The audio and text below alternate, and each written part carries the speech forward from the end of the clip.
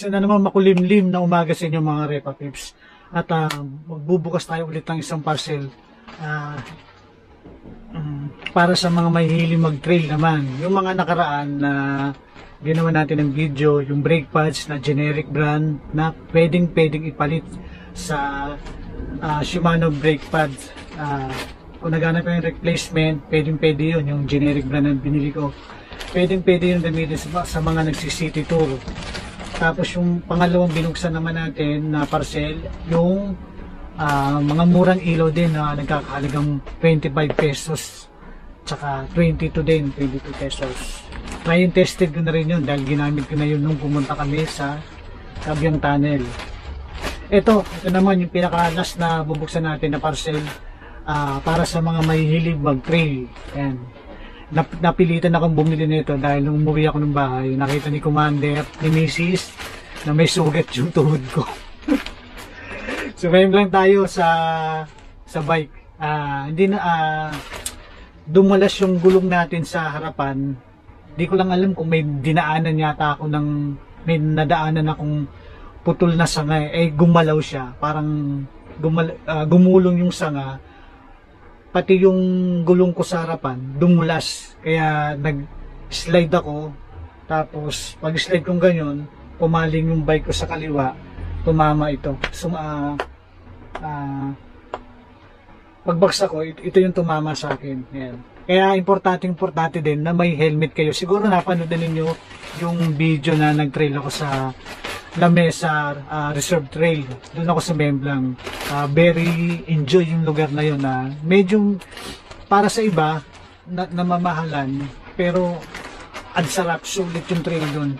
Para sa mga nagbi-beginner, try nyo yun. Try nyo munang pumunta doon at subukan yung trail doon. Yung speed, yung pababa, kompleto rin doon. May routes. Ay, nung pumunta pala kami doon, medyo katatapos lang daw ng ulan nung gabi. So, nung pumunta kami ng umaga, so basa pa yung mga lupa-lupa. Yung may mga nagtatalsikan ng putik sa amin, mga damit, yan. Kaya yung likod ko noon, punong-puno ng putik, yung talsik ng putik. Tapos, basta masaya mag-trail doon dahil pagdating nyo doon, makikita ninyo yung parang, ano man tawag doon? Mayroon silang man-made na dam o lake hindi ko na maalala kung anong tawag doon nila basta parang man-made lake doon sa loob ng La Mesa Eco Park. Yan. Yun. Tapos tanaw rin doon yung La Mesa Dam. Yan. Or kadugtong pala yun yung lake na tinutukoy ko. Bali 5 kami doon nagpunta. Yun, tapos kung pumunta pala kayo doon, bali ang isang group 5, kailangan 5 kayong katao, tapos tig 200 kayo, yung 100 para sa entrance fee, tapos yung another 100 sa tour guide, kasi napakalaking lugar na yun. Maliligaw kayo, kaya kailangan ninyo ng tour guide. Kung alam naman ninyo yung lugar na yon, pakiusapan na lang yung taga doon kung pwede kayong pumunta na hindi na niyo kailangan ng tour guide. Enjoy yung experience ko doon. Kasama namin si Pau MTB Sarsa, isa din content creator, tsaka si Jose MTB, yan, isa din bike content creator. Follow nyo yung and check niyo yung mga YouTube channel nila. Ayan. Si Pao, matagal-tagal ko na itong nakilala. Tapos si Jose, yung first time ko siyang ma-meet at nakasama dun sa nung nag-trail na kami sa La Mesa. Ayan. So, bubuksan na natin ito. Napaka-importante nito sa mga mahilig mag-trail.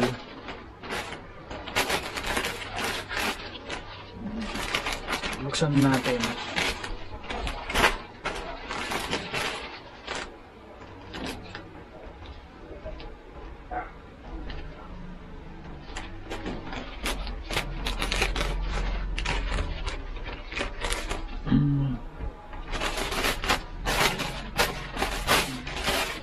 mayroon pa siyang bubble wraps para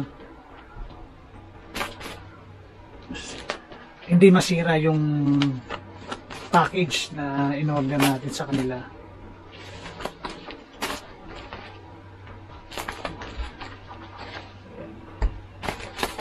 Siguro nalaman na ninyo kung ba't ako bumili nito dahil yun nga, yung naikwento ko kanina niya. Yung tuhod ko sumempla, nagkaroon ng sugat, tsaka ayun. Bali ito siya. Ayan, may nakalagay dito. Nababasa ba? Ayan. Dito sa supot niya, may dalawang Z.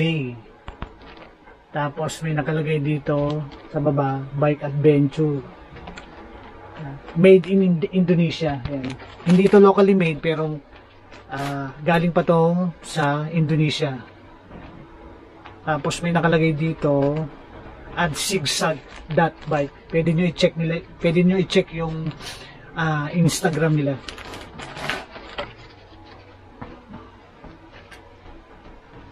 Ayan. Isang pares na to.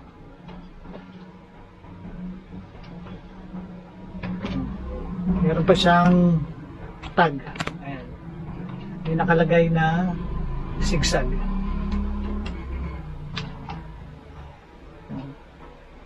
Ayan. Meron din dito sa website nila www.zigzagnet. Ayan. Size medium ito yung in-order ko. Yun. Made of ano siya spandex material. Yung tela niya stretchable, made of spandex. Tapos may garters dito sa pinakailalim. Ganon din dito sa ibabaw. Tapos ito support. Bali ito yung yayakap sa hita mo. Yun. Ang may napansin lang ako dito sa spandex na ginamit nila. Parang manipis. Yan. Para sa mga beginner yan. Kung naghahanap naman kayo ng knee pad, knee guard or all mountain enduro knee guard para sa mga beginner, pwede na rin ito. Pero kung namamahalan pa kayo sa 1K plus, siguro 1 to yata pagkakabili ko dito, 1 to 1.1. And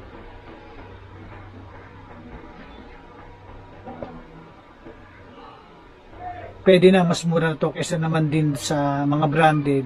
Mahal ang pagkakaalam ko sa mga branded. Pinakamura na yun, 3,000. Yan. Pero kung naghahanap pa kayo ng mas mura, pwede nyo gamitin yung mga yung mga knee guard na pang motor. Meron mas mura. Sa Raon, ang dami kong nakikita na ganun. Tsaka marami din lumabas ngayon na mga knee guard na pwede na gamitin na pang biking.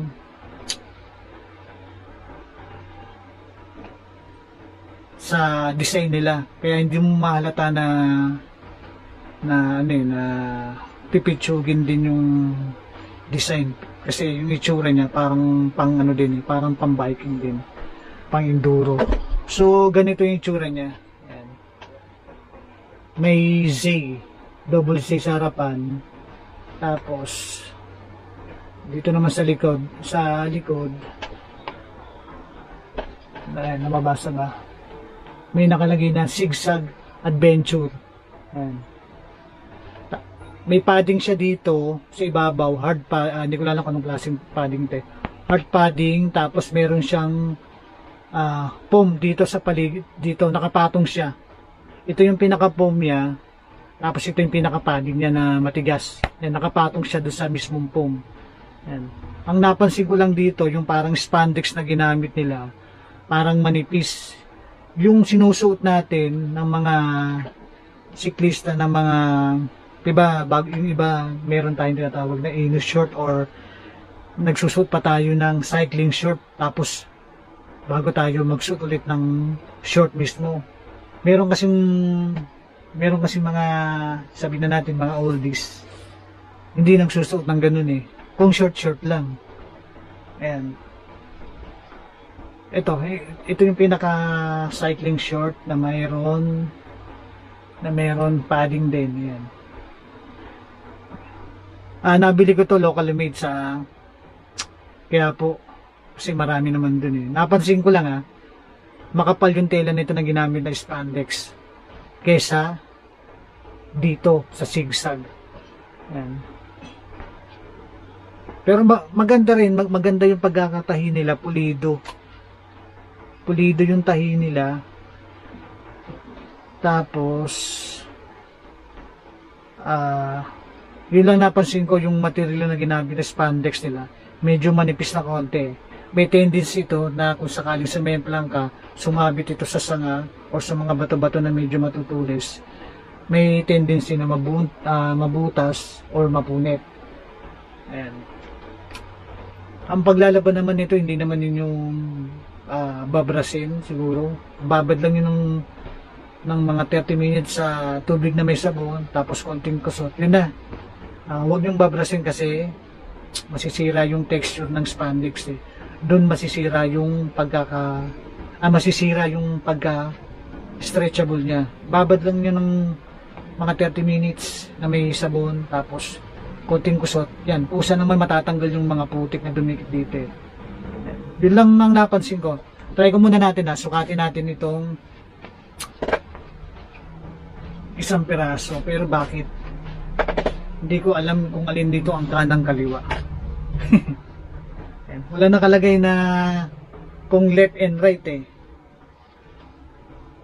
May maliit pala dito tiketa yan. Zigzag din na nakalagay.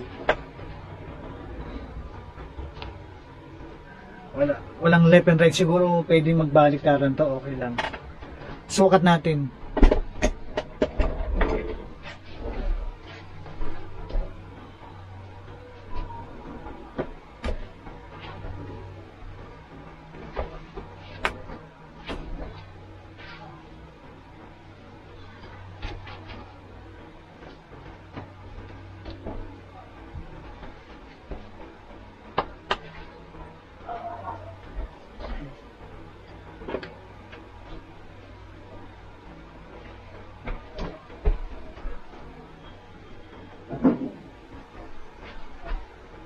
Yan, ganito sa pops. Siguro mas maganda rin kung yung kasing kapal na ginagamit natin yung ginamit din na tela sa cycling short na medyo makapal yun eh, na spandex eh. Spandex din ito pero medyo manipis lang yung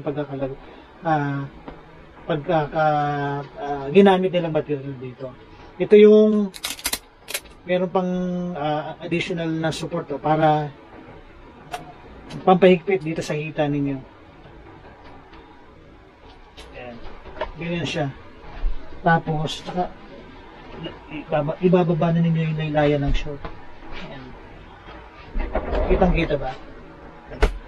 Siguro gagawin ko na lang to ng another video na nakikita ninyo. Magamit ko sa labas.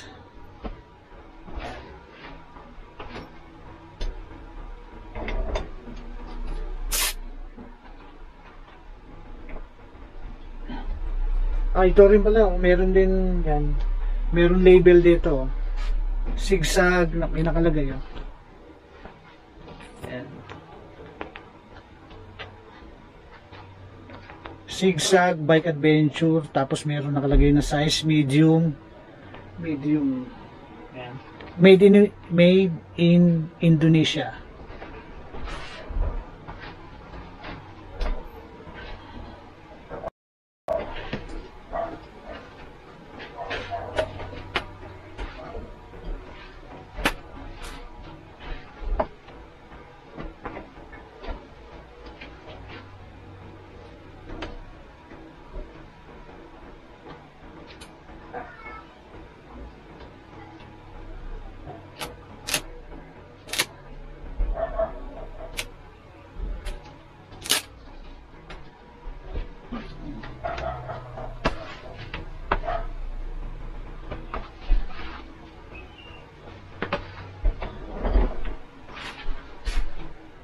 Tama natin konti.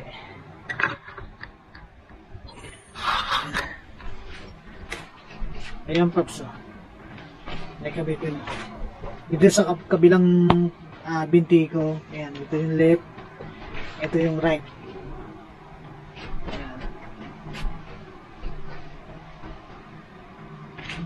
Sa tingin nyo, kahit na kapalan pa nila yung spandex, mas okay pa eh. Okay pa rin. Bali yun lang ang komportable naman ako dito na suit. Siguro may purpose din bakit na manipis yung ginamit nilang spandex. Siguro para yung galaw mo maging flexible, hindi sagabal kumbaga. Ayan. Gagawin ko rin ito ng separate ng video na gamit ko na siya. Para sa ngayon, ito muna. At least nakita ko naman, pinakita ko sa inyo yung pinaka visual lang muna. Ayan. Yun lang ang napansin ko doon. Medyo manipis lang yung ginamit na material dun sa tela niya na spandex. Ayan. Mas makapal pa yung spandex na yan, yung mga nabibili sa Quiapo na ganito na cycling short na may padding. Ayan. Mas makapal pa to. Ilalagay ko rin yung link nito sa description para kung sakaling magustuhan ninyo. Ayan, try din ninyo subukan na bumili. Pero meron din ito na mas mura kung gusto niyo na knee guard or knee protection pad, knee pad. Meron naman dyan na mas mura pa yung katulad na ginagamit na pwede sa motor. Meron nun eh. Kailangan maghanap lang kayo ng magandang design. Kasi ang dami kasing design na knee guard, knee protection pad o knee pad na maraming napakaraming design. Yan. Mamili na lang kayo kung ano yung matipuhan yung babagi sa inyo. Yan. Yan. So hanggang sa muli mga Repa Peeps, laging magsuot ng helmet and ride safe sa lahat.